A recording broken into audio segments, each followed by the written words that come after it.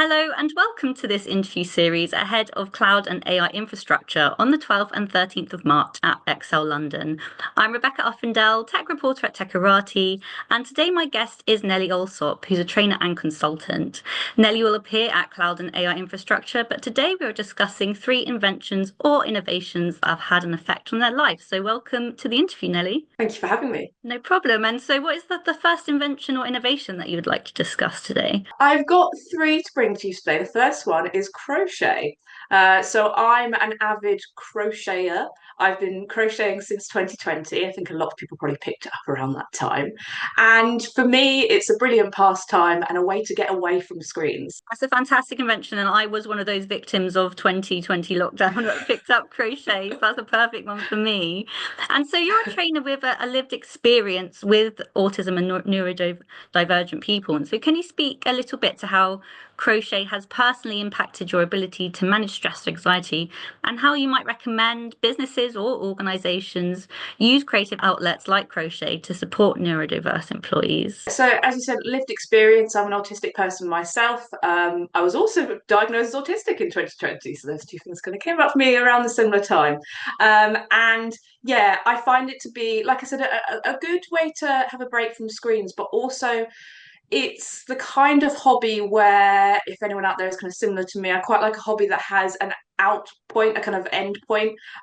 So I used to really like baking when I was younger, and now I really like crochet. And they both provide you with a product at the end. So like I've got my blanket here that I've made, and like things that it actually makes you feel productive. I think nowadays a lot of us are quite addicted to feeling like we're being productive, and we feel a bit like, oh, I'm so lazy, I've just been watching a box set or whatever.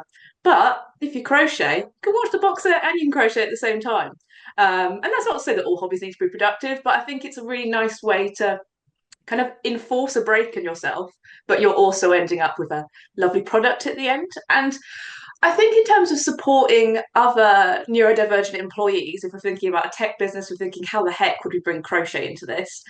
Actually, crochet can be a really nice way to you can do crochet as an activity, and at the same time you can be having a little chat. You can be like, if they had like a lunchtime kind of crochet and knit club or kind of stitching club, you can just go along, have a little knit, have a little crochet, and it also opens up those opportunities for social exchanges without having to like directly look people in the eye or directly sit opposite someone. And it it really diffuses social situations. So if there's any kind of big meetings that you've got coming up, or any kind of team away days, and you're thinking, I want something to diffuse this situation. I want maybe something at the start of the meeting to get us feeling a bit all kind of calm. Maybe do a bit of crochet, maybe do a bit of yarn crafts. And it sounds a bit random, but could I work, mean, could help. yeah, but all the things you've mentioned there, are the things that I've always struggled with hobbies. I've always been a bit of a crafter, and I think, as you said, having that output and having the kind of justification for a break, it seems a bit backwards to me, but I think that's a really nice way of putting it and kind of putting into that perspective. And so crocheting itself, it requires a lot of focus, patience, and I didn't know how bad I was at counting until I started crochet, always missing stitches, and that attention to detail. So how can these skills kind of translate into the workplace for benefits for individuals who are neurodiverse? And what role can businesses play in fostering creative activities like crochet as part of the employees' well-being programs? I guess you've mentioned these kind of knit and natter sessions, which could be one Yeah, outlet. I think they crochet, I think in some ways is very similar to coding. So I did some coding boot camps around kind of web development, and I really noticed when I started coding and using the basic kind of HTML and CSS and those kind of really building blocks of websites, just how similar it was to crochet. Because with crochet you've got the kind of incremental 6 stitches, then 12 stitches, then you're building a circle, and then you're building the legs of a toy or whatever it might be. And in a lot of ways, I think it can be quite appealing to people with a technical mindset who also crave a bit of creativity. So again, I mentioned CSS and kind of designing and UI and things. I think it ties in quite well with kind of crocheting and that creative side of things. And like you said, employee well-being, I think things like, yeah, like having it on an away day, having it as those kind of knit and natter, those kind of sessions can be really nice. And also it ties in, I think, with flexible working, and it's in that when you are working from home, again, I think a lot of people carry, and I know I certainly did when I was kind of employed by an organization, around, oh gosh, I really shouldn't take a break. Oh, it feels like I'm like kind of stealing from the company by like taking a 10-minute break here. Gosh, I really shouldn't do that. But actually, if you can chat to your employees about, okay, throughout the day, we're actually saying feel free to do your hobbies for maybe half an hour a day, whether that's crochet, drawing, going on a walk, whatever it might be, because actually that could really help someone's productivity. Ties a lot of kind of, I use Pomodoro timers sometimes, so like 25 minutes of work, 5 minutes of break. Actually, throughout the day, you're giving someone all those 5 minutes of breaks. Encourage them to do crochet, encourage them to go on a walk. It's, yes, it will take away from the working hours, but actually, will it make the work better in the long term? I think that's so important as well. And those five minutes a day in isolation probably don't feel like an awful lot of time.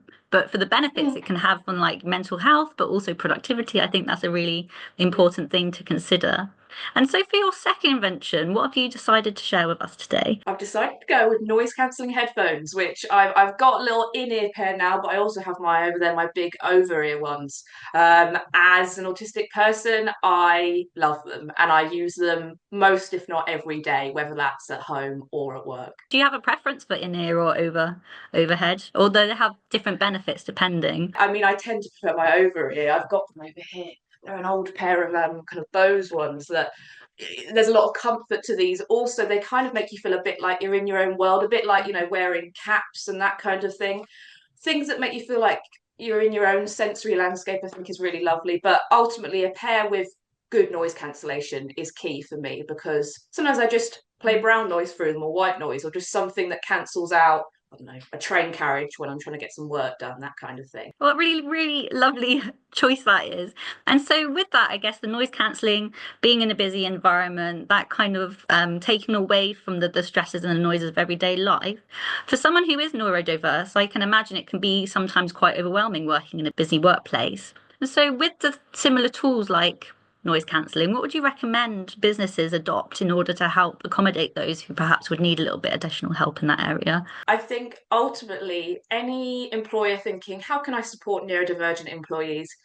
It has to be a person-led approach. It has to be individual. I think it can be easy to think, oh, I'll give my whole team noise cancelling headphones, and yeah, that'll probably be lovely. They probably all appreciate it. But actually, it goes beyond those kind of, it can be easy for employers to be tokenistic and say, oh, we've got a box of fidget toys, or oh, you can all have some headphones. Actually, it has to be kind of, okay, we've got this employee, they're onboarding with us. We're going to sit down with them. We're going to get them to make, I don't know, like a one-page profile, a kind of all about me kind of document, and then within that, we're gonna go through it with them, and then sit down with them and say, what reasonable adjustments can we provide?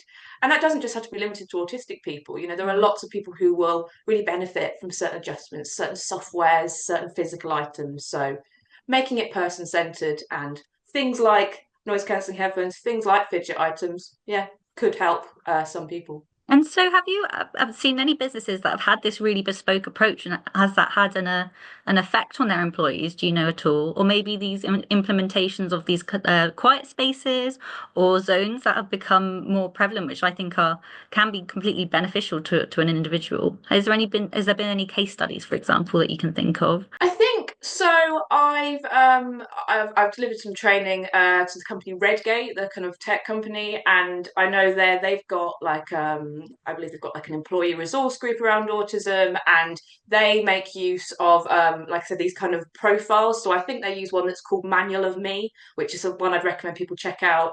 It's just a free one where you can do a kind of online profile about yourself. I think that kind of thing really helps, but also having training and understanding around autism for employee workforces also really helps in those kind of situations, because I think you're educating people about people's needs, as well as having those one-on-one conversations between kind of line manager and person being managed, because ultimately you can have these adjustments, and that can be really good for that individual. But what you want to be careful of is you don't want to offer the adjustments and then go, okay, off you go. Or you've got these special things, off you go. Like, we're not going to tell anyone else. Actually, you want it to be a nice open culture of, okay, so we've got these adjustments. So and so's got a standing desk. So and so's got this. And we're going to talk about it. We're going to talk about what we offer as an employer. We're going to talk about people's different needs, and we're going to make it the norm. But that's just, you can request that if you want. So and so isn't different or special. We haven't given them kind of presents or anything. It's just what you need as employees, and we're going to help you with that. I think that's so important. Thank you for sharing that. And so, with this kind of businesses taking a more personalized approach and also not using this as like a tokenistic kind of thing, as you've mentioned before, Mm.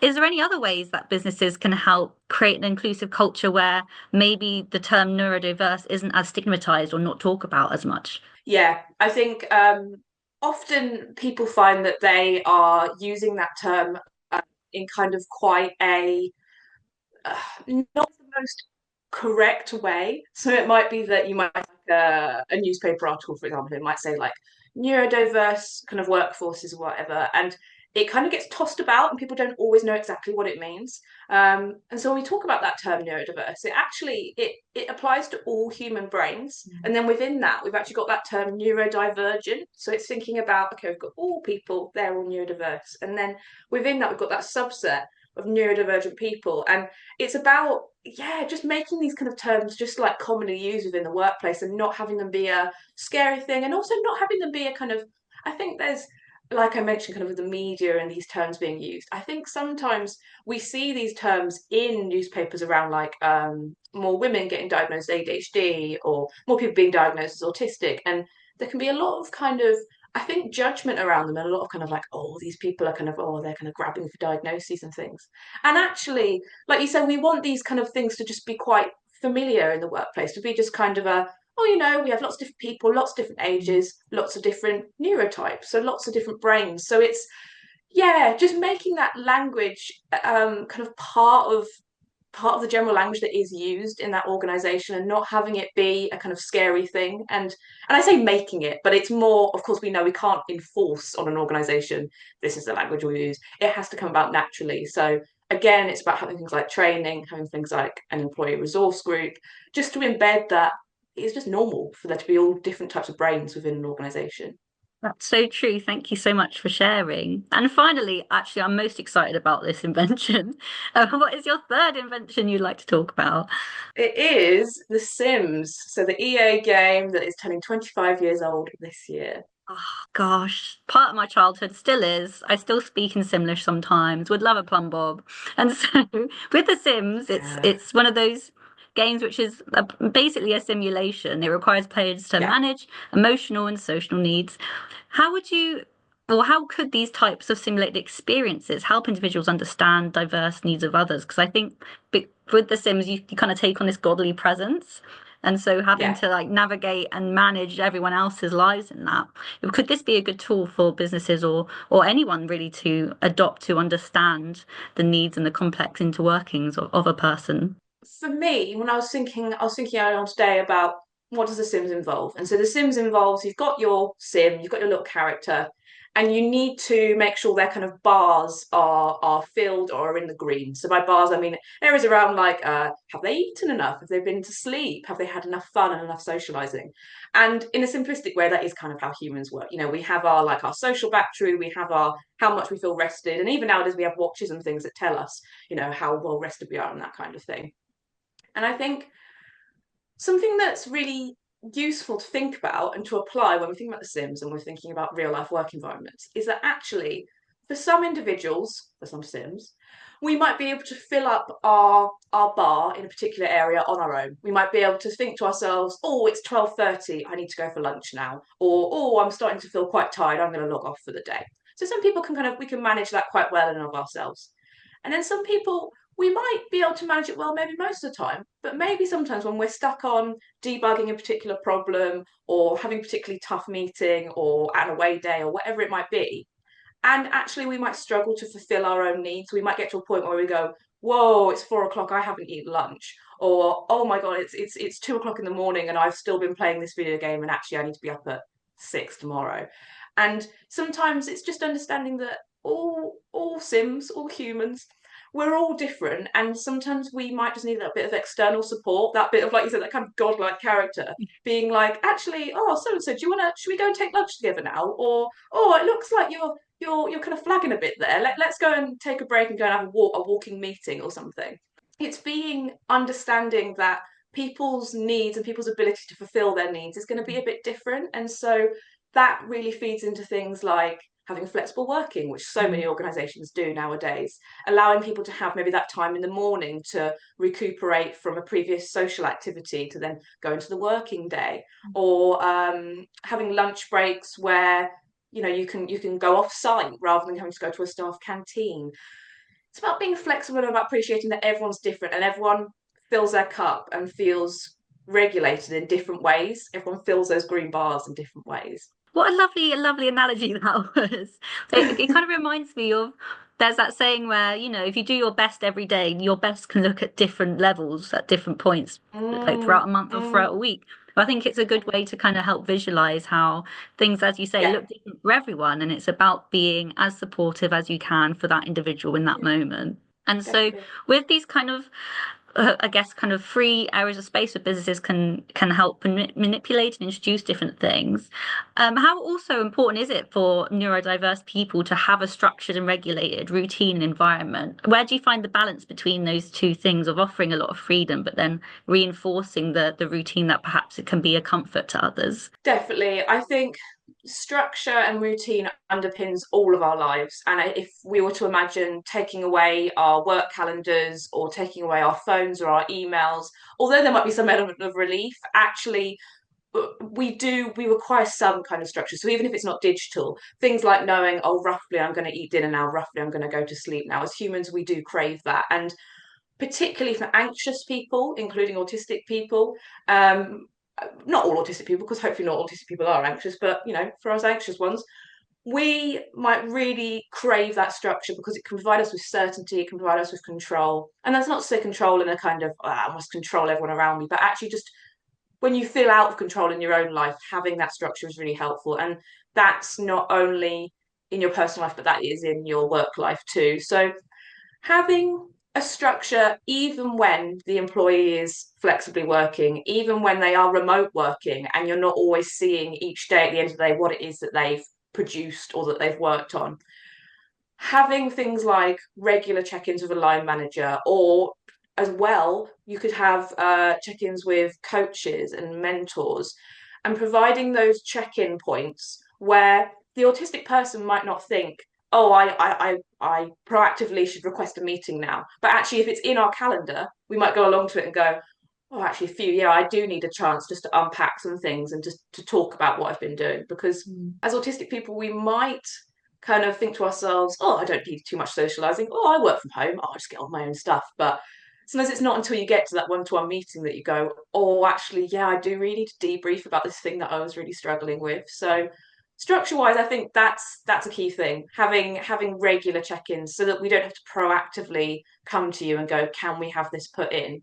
Actually, they're there and they're available. And yeah, we can cancel them if we feel like we don't need them, but checking in with us because we might not always proactively tell you if we're struggling. That's actually a really great point because often I think I'm of the kind of brain where I kind of forget to do the important things and then I'll be like, oh, let me just put this in for 4 months in advance. I'm like, oh, okay, great. I've got to remind for 15 minutes that I've got this meeting. It's one of those things where Yeah, it's nice to kind of give yourself a bit of time. But if someone else is proactively looking after you and helping you do that, then that's yeah, also going to take the pressure off of yeah, you, I guess. And then kind of relating definitely. it back to The Sims a little bit, this is quite a mundane concept of you're living your own life, but throughout others, like little people. It's a Yeah, very mundane concept, but it's been such a yeah, popular franchise and it's had such longevity.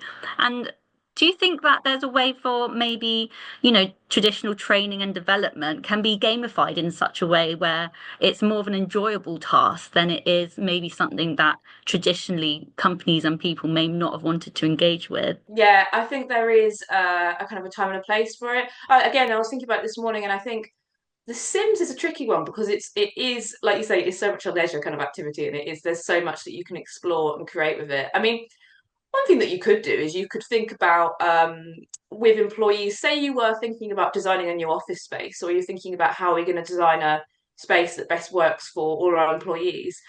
You could encourage people to try and build it, something like The Sims or like Minecraft. And it might sound a bit silly, but actually, to help people visualize how they might want a space. Having the physical building blocks at your disposal can be quite nice. Similarly, in terms of building blocks, got some on my desk, but Lego, having something like that that you can use within training can be really nice. I know I did some work with young people at JP Morgan, and they had a week where it was kind of like a cyber coding week for autistic young people. And one of the activities they did was around agile methodologies, and they got the young people into groups and they used Lego in terms of, okay, we want you to make a product, if it was like a house or something, and then there'd be iterative kind of additions and changes from the customer. So it would be like, now the customer's coming along and actually they don't want blue roofs, or now they want 4 windows, that kind of thing. So I think that was a really nice way to kind of gamify and make training and learning a bit more fun and engaging. And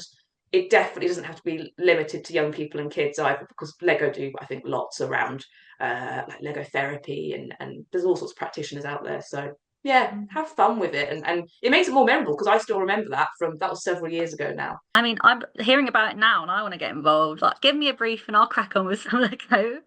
And so Yeah, finally, my definitely. last question to you is that you're going to have a session at Cloud and AI Infrastructure as part of Tech Show London, the 12th and 13th of March. So can you share a little bit about your session, or what can attendees expect to learn from going to see you? Yeah, definitely. Please do come along. So I am going to be talking all about autism, going into a bit of detail around what it actually is, because we haven't actually covered that in here, and it's so deep and it's so interesting. But we're going to actually also think about, well, hold on, why do I need to learn about autism? Because you might think, well, why is there a session on autism at a tech show? I'm here to learn about debugging, to learn about cybersecurity, to learn about working agile, whatever it might be.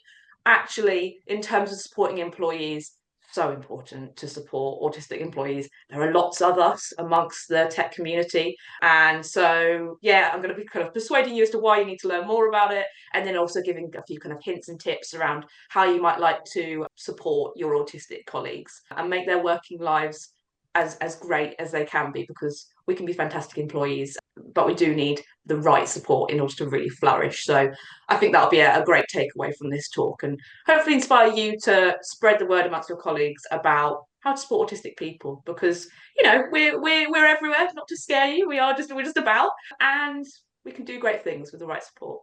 Thank you so much, Lenny, for your time today. I'm sure everyone will be excited to learn what they can at your session.